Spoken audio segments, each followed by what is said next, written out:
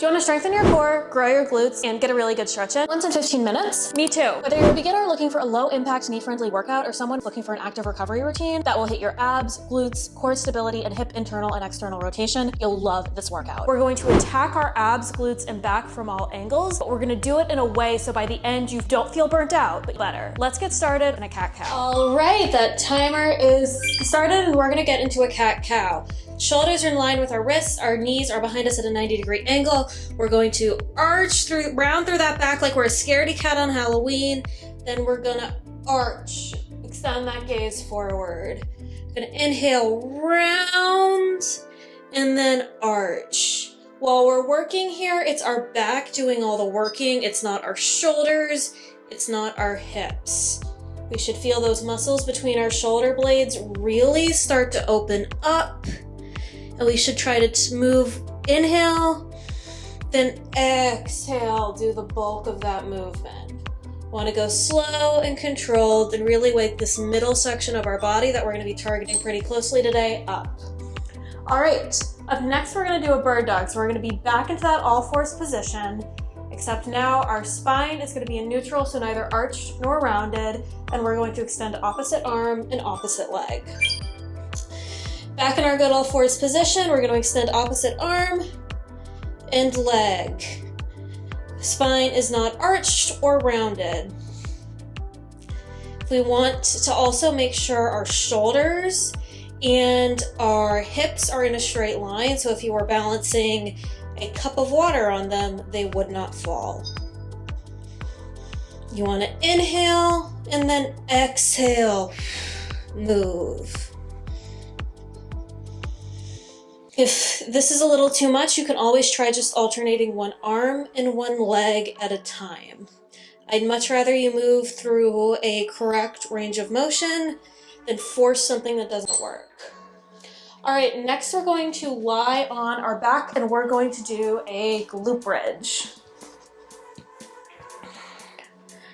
So we're going to be on our back. We're going to keep those hips in a straight line. And we're going to inhale, press into the ball of that big toe and that heel. Exhale, raise those hips without arching our back. So what does that mean, arch our back? It means we're kind of letting it sink artificially. And one way to check to do this is to check to see if your ribs and your hips are tucked into each other. If you see me have my hands right here, my thumb is at the bottom of my rib cage, my pointer fingers are at the top of my hips. And I'm checking to see if those ribs and those hips are tucked into each other. You don't want to arch that back and exaggerate that motion. If you don't feel this in your glutes, check to see what your back is doing and check to see how you're distributing your weight in that ball, that big toe, and that heel. All right, next we're going to take this a step further and we're going to do a bridge plus an abduction step. So we're going to get back into that bridge position and we're going to step out to one side with one leg. Back up into that bridge, we're going to step out to the side, come back in. Step out, come back in. If this is too much for you, you can just practice doing that bridge or maybe even just lift in a marching bridge as well. So you're going to bridge out, step to the side, come back in. I am fighting to keep that tailbone tucked under. And I am also fighting to keep those hips in a straight line.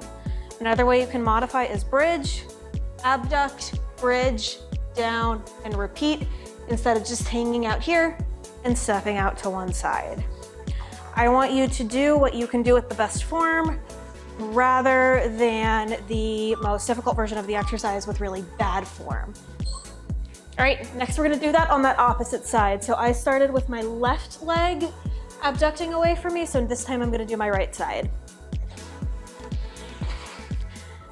So we're going to try to repeat what we did on the last side on this side. So we're going to bridge up, we're going to step out to that side and come back in.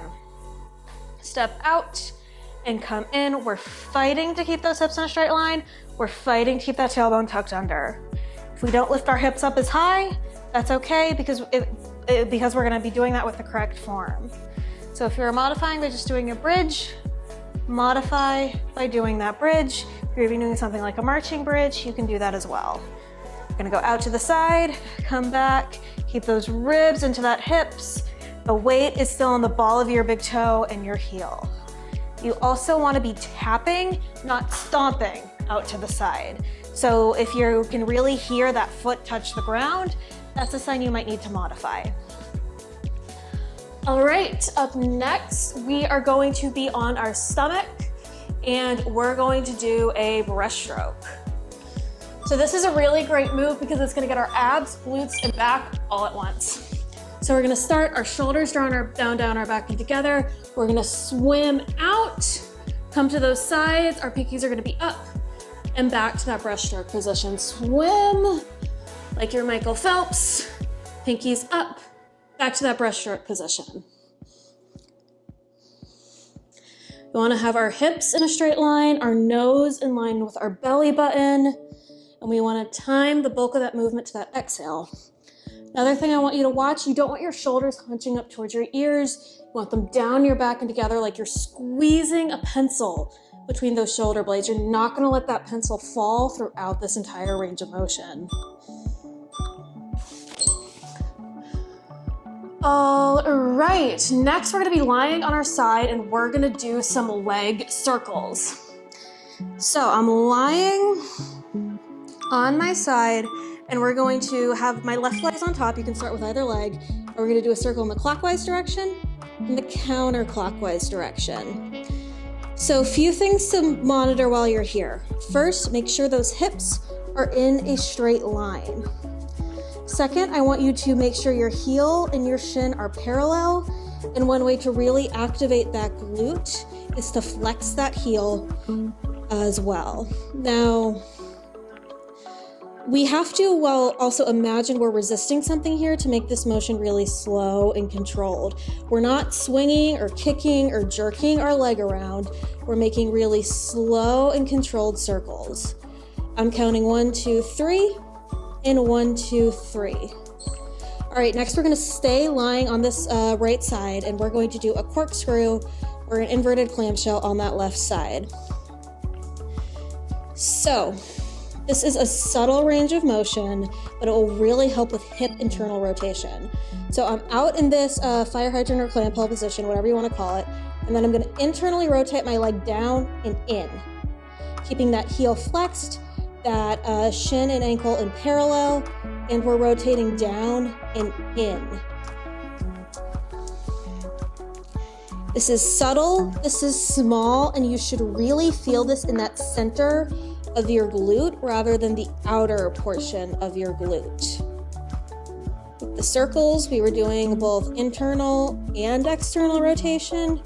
Here, we're really isolating that internal rotation, which is really, really important for moves like squats and lunges and movements where you'll have to internally rotate that glute in order to get the maximum benefit.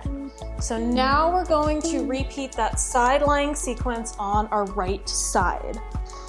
So we're gonna go back to those circles and we're gonna do one clockwise and one counterclockwise circle.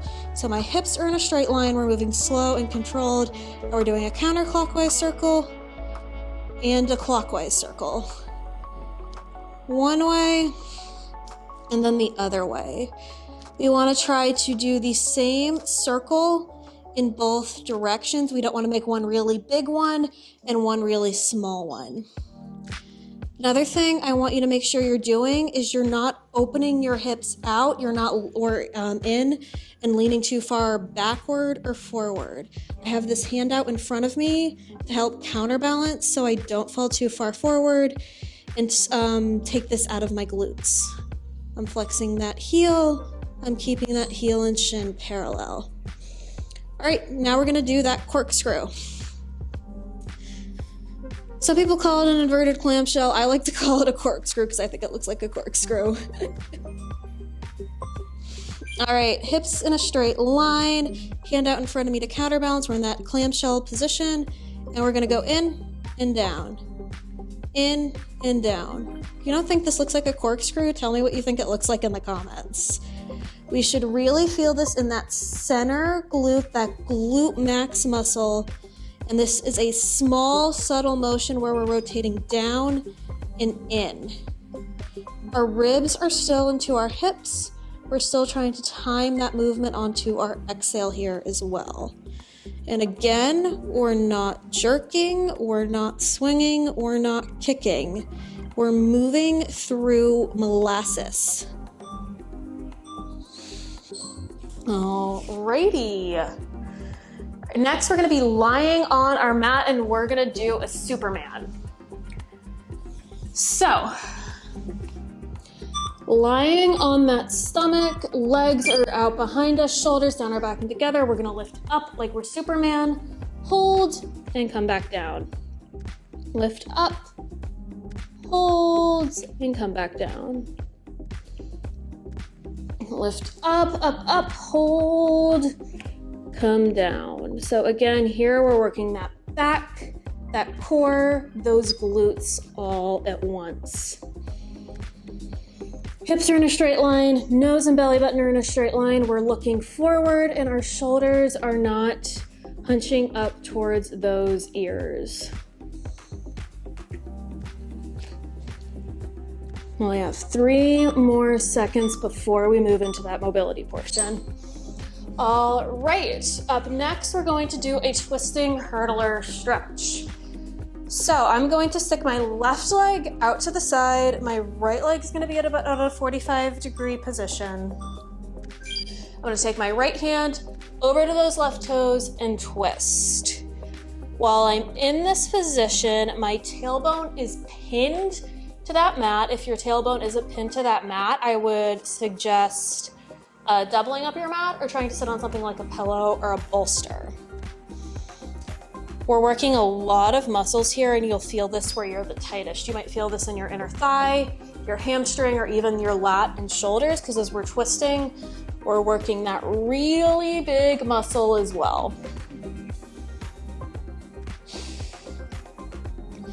If you only want to come down this far, you can come down this far. If you even want to take this in front of you and walk your hands forward, that's another great way to do this. I want you to move through the range of motion that feels the best for you. Now we're going to do this on that opposite side. So I'm going to scooch over so my foot is in the shot and my tailbone is pinned to that mat. I'm moving up, and while I'm twisting, I'm hinging from those hips to try to get the bulk of that range of motion. A lot of lower body exercises all come from those hips, so when we think we're moving and hinging from those hips, that's way better than thinking we're moving from our thighs or somewhere else. This might feel different on one side versus the other. That's totally fine. I feel that way right now, but what I want you to do is just try to move through a range of motion that feels good for you. A stretch should never feel painful. It should feel like you're taking kind of tension slow and controlled out of a rubber band. If something's painful, try to modify. All right, next we're gonna lie on our back and we're gonna do a figure 4 stretch. So I'm gonna take my left foot, I'm going to cross it on top of my right at a 45-degree angle, and then I'm gonna pull it towards me either by grabbing my hamstring or my shin. I am not grabbing that knee or that joint.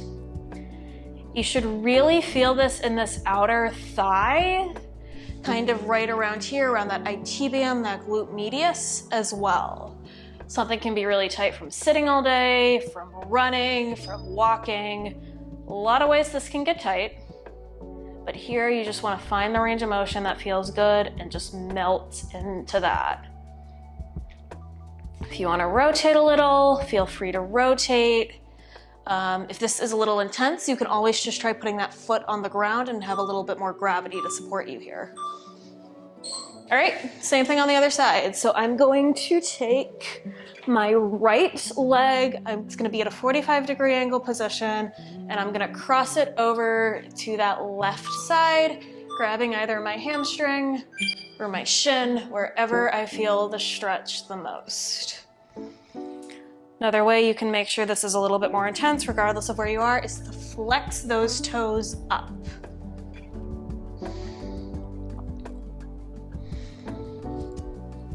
Take a big inhale and exhale. Release some of that tension that can build up in those hips, build up in that lower back, and just be glad you showed up for you today. While this workout was quick, we did spend a lot of time with those hips, internally, externally rotating, and also having them stabilize and control some other movements like our bird dogs, our bridge, our supermans, all that fun stuff. All right, next we're gonna move on to our final exercise, which is going to be a child's pose. So I like to bow my legs out to the side a little bit because that gives me a little bit more give in my hips, and we're just gonna melt forward while pressing that tailbone into those heels. We're gonna take these final seconds just to release, to relax, and hold, hold, hold, hold. Melt that tension away.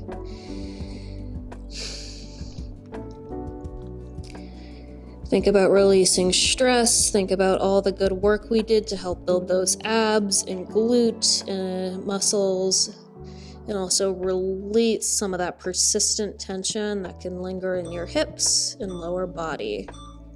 Great work, everyone. That was a 15-minute abs, glutes, and mobility routine. If you want to continue after this video, I'd recommend checking out these videos for more stretching and this one for some more abs and glutes work. If you like this video and you want to see more like it, please remember to like, comment, and subscribe. That's one of the most important things you can do for the algorithm, and it's one of the most important things you can do to help a small channel like this one grow. Thank you so much for your time. Thank you so much for working out with me, and I'll see you next time.